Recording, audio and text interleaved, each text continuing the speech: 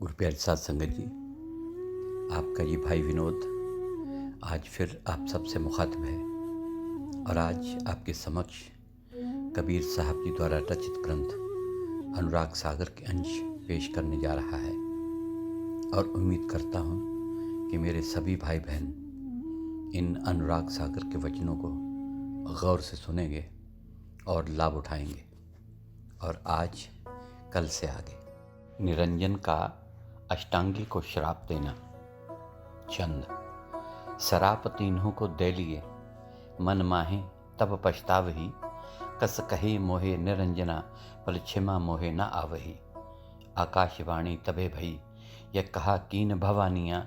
उत्पत्ति कारण तोहे पठाया, कहाँ चरत ये ठानिया। कबीर साहब जी धर्मदास को सारा हाल बताते हुए फरमा रहे हैं, अष्टांगी माता ने क्रोध में आकर तीनों को श्राप तो दे दिए, परंतु बाद में उससे पछतावा हुआ। मन में विचार आने लगे कि श्राप देने से उसने कुछ ठीक नहीं किया। वह सोचती है कि उनको श्राप देने से कम निरंजन भगवान से पूछ तो लेना चाहिए था। उसे डर लगने लगा कि जब निरंजन को ये सारी बात मालूम होगी तो पता नहीं वह क्या कहेगा। यह सोचकर अष्टांगी काफ़ी अशांत थे। उसे पल भर के लिए भी चैन नहीं था और काफ़ी चिंतित थे। जब माता अष्टांगी को यह सोच आ रही थी, तभी निरंजन ने आकाशवाणी की कि हे आदि भवानी, इन तीनों को श्राप देकर तुमने बहुत ही गलत काम किया है। तुम्हें इसके बारे में मुझसे पूछ ज़रूर लेना चाहिए था। मैंने तो तुम्हें उत्पत्ति के लिए भेजा था और इस काम को पूरा करने के लिए तुमने ब्रह्मा को वापस बुलाने के लिए गायत्री को भेजा था। तुमने इन सब को श्राप क्यों दिए? निरंजन की आवाज़ गुस्से से भरी हुई थी। सोरठा। नीच ही ऊंच सताए, बदला मोहे सो पावही। द्वापर जुग जब आए, तुम सो पंच भरतार होई। अब निरंजन अष्टांगी के श्राप के कारण बहुत ही गुस्से में था और अशांत था। उसने अष्टांगी से कहा, अगर कोई ताकतवर अपने से कमज़ोर को सताएगा तो मैं उससे इस बात का बदला लूँगा। वे तीनों भी तो दुनिया की उत्पत्ति करना चाहते थे। तुमने अपनी ताकत के नशे में उनको श्राप दे दिए। तुमने गायत्री को श्राप दिया है कि द्वापर युग में वह 5 पतियों की पत्नी बनेगी, तो अब तुम उन 5 को जन्म देने वाली माँ भी बनोगी, ताकि तुम भी मृत्यु लोक में जाकर देख सको कि तुम्हारे दिए हुए श्राप का क्या असर हुआ है। इन श्रापों के फलस्वरूप द्वापर युग में गायत्री का जन्म द्रौपदी के रूप में हुआ। वह 5 पांडवों की पत्नी बनी। अष्टांगी का जन्म कुंती के रूप में हुआ। इसने उन 5 पांडवों को जन्म दिया। चौपाई। श्राप बोल जब सुने भवानी, मन में गुने कहे नहीं बानी। बोल प्रभाव श्राप हम पाई, अब कहाँ कहो निरंजन राई। अब अष्टांगी ने निरंजन की क्रोध भरी आवाज़ में श्राप के वचन सुने तो वह कुछ भी ना बोल सकी। वह मन ही मन में बहुत ही पछताई और उसने सोचा कि श्राप देने से पहले मुझे निरंजन से ज़रूर पूछ लेना चाहिए था कि इन तीनों ने भोग विलास और खोटे कर्म किए हैं। इन तीनों के साथ क्या बर्ताव करना चाहिए? ऐसा करने से मुझे मृत्यु लोक में जन्म तो ना लेना पड़ता। माँ भवानी ने निरंजन से कहा कि हे निरंजन, श्राप तो मुझे मिल गया, अब बताओ कि मेरे लिए आज्ञा क्या है। तोरे बस परी हम आई, जस चाहो तस करो उपाय। इसके बाद माँ भवानी ने निरंजन भगवान का ध्यान करते हुए कहा कि मैं तो आपके अधीन हूँ, मेरे वश में तो कुछ भी नहीं है, इसलिए आप जैसा चाहें वैसा करें। विष्णु और महाराज शिवजी जी का वृतांत। चौपाई। आज्ञा मांग विष्णु चले बाला, पिता तरस को चले पताला। अक्षत पुष्प लीन कर माही, चले पताला पंथ मग जाही। पहुँचे शेषनाग पह जाई, बिख के तेज विष्णु अकुलाई। इसके बाद विष्णु ने भी माता से आज्ञा मांगी और निराकार के दर्शन करने के लिए पाताल लोक की ओर चल पड़े, क्योंकि उन्होंने भी सुना था कि उनके चरण पाताल में हैं।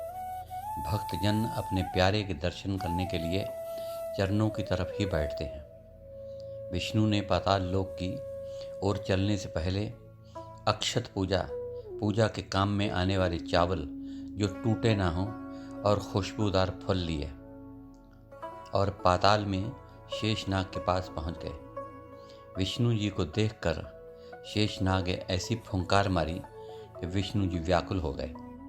भयो श्याम विष तेज समावा, निराकार अस वचन सुनावा। अहो विष्णु माता पह जाई, वचन सत्य कहियो समझाई। सतयुग त्रेता जहीं वे जब ही, द्वापर होए चौथा पथ तब ही। तब तुम हो कृष्ण अवतारा, लेहु बेर सो कहे विचारा। तब जहर के प्रभाव से विष्णु जी का सारा शरीर काला हो गया। उसी समय निरंकार ने आकाशवाणी की कि हे विष्णु, तुम वापस अपनी माता के पास चले जाओ। पिता के दर्शन करने के लिए जब तुम यहाँ आए तब तुम्हारे साथ क्या हुआ, ये सारा हाल अपनी माता से कहना। जब सतयुग और त्रेता बीत जाएंगे तो तुम द्वापर युग में कृष्ण के रूप में अवतार लोगे, तो उस समय आप काले नाग से बदला ले सकोगे। जो जीव देह पीर पुन काऊ, हम पुन बैर दिवावा ताहु। नाथों नाग कलंदरी जाई, अब तुम जाहो विलंब न लाई। आकाशवाणी ने आगे कहा कि अगर कोई जीव किसी जीव को दुखी करता है तो मैं उसे बदला जरूर दिलवाता हूँ। द्वापर में तुम कालिंदी नाथ बनकर इस काले नाग से बदला लोगे। अब तुम ज़्यादा देर न करो और जैसा मैंने कहा है वैसा ही करो, वापस अपने घर जाओ। पहुँचे विष्णु जननी पासा, कीन्हु सत्य वचन प्रकाशा।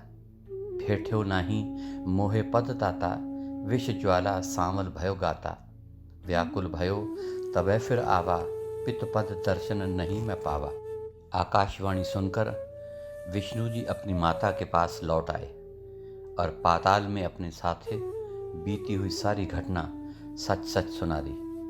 विष्णु जी ने अपनी माता से कहा कि हे माता, मुझे पिता के चरणों के दर्शन तो नहीं हुए, लेकिन पाताल में कालिया नाग ने मुझे देखकर फुंकार मारी और उसके जहर की तपिश के प्रभाव से मेरा सारा शरीर सांवला हो गया है। विष से व्याकुल होकर पिता के चरणों के दर्शन के बिना ही मैं वापस आ गया हूँ। सुन के हरखी आदि कुमारी, लीन है विष्णु कहे निकट बैठारी। चूम्यो बदन शीस धर हाथा, सुत बोलो सत सत सत बाता। देख पुत्र तोहे पिता बेटाऊं, तोरे मन का धोख मिटाऊं। प्रथम है ज्ञान दृष्टि तुम देखो, मोरे वचन हृदय में पेखो। जब विष्णु जी ने सारी बात सच सच माता भवानी को बताई तो वह बहुत प्रसन्न हुई। माता ने उसको अपने पास बिठाया, उसका मुंह और माथा प्यार से चूमा।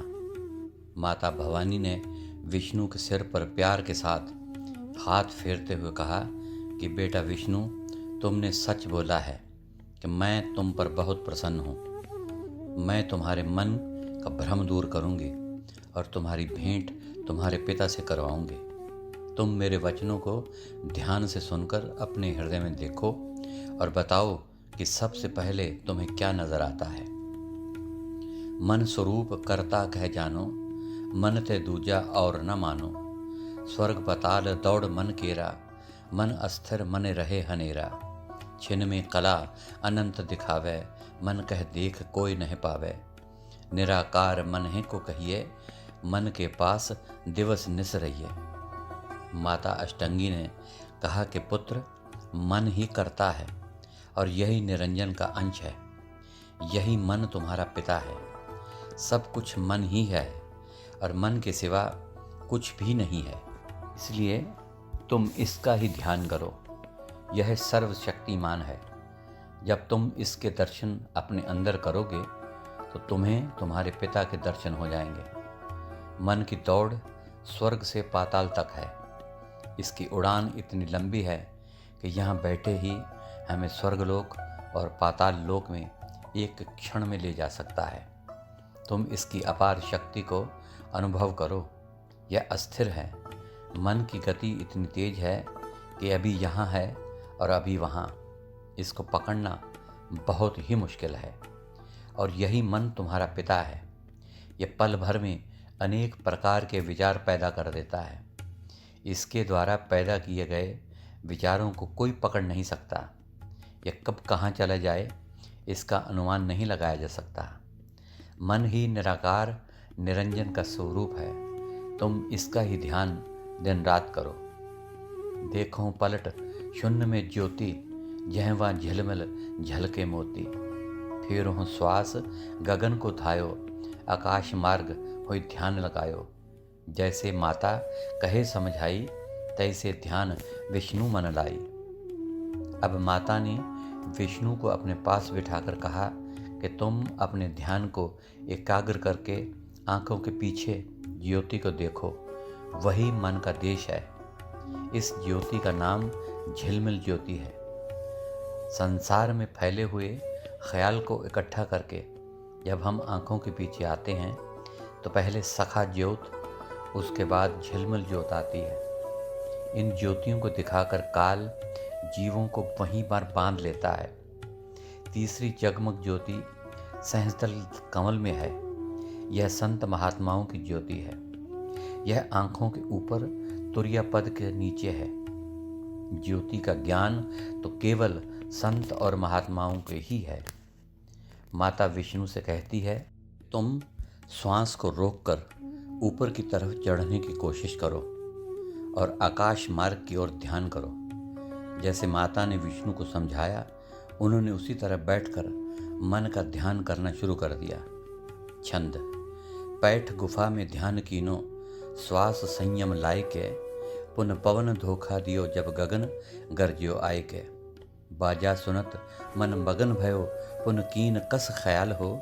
सेत पीत सबज रखता, देखी रंग जंगाल हो। जब विष्णु जी ने गुफा में एकांत बैठकर योगाभ्यास द्वारा मन को एकाग्र किया तो उनका मन स्थिर हो गया।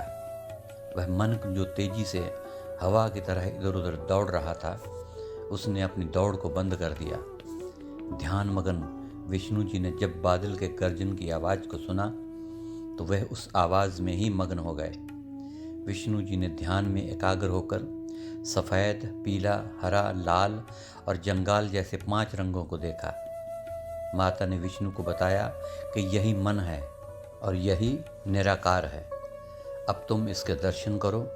इन रंगों को देखकर विष्णु जी बहुत प्रसन्न हुए। सोरठा। मातः नायो शीस, बहुत अधीन विष्णु भयो। मैं देखा जगदीश, हे जननी प्रसाद तुम।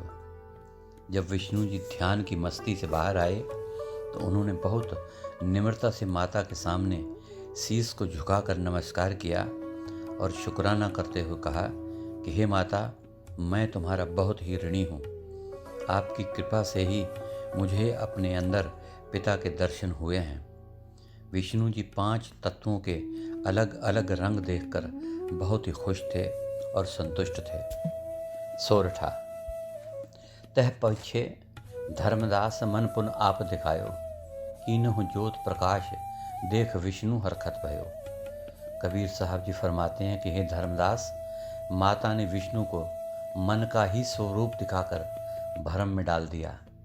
माता ने विष्णु को बाहर का बाहर ही रहने दिया और दूसरी तरफ विष्णु भी खुश थे क्योंकि उन्होंने झंझरी द्वीप में जगमग ज्योत के दर्शन कर लिए थे। चौपाई। पुण्यमात कहे विष्णु दुलारा, सुनो पुत्र एक वचन हमारा।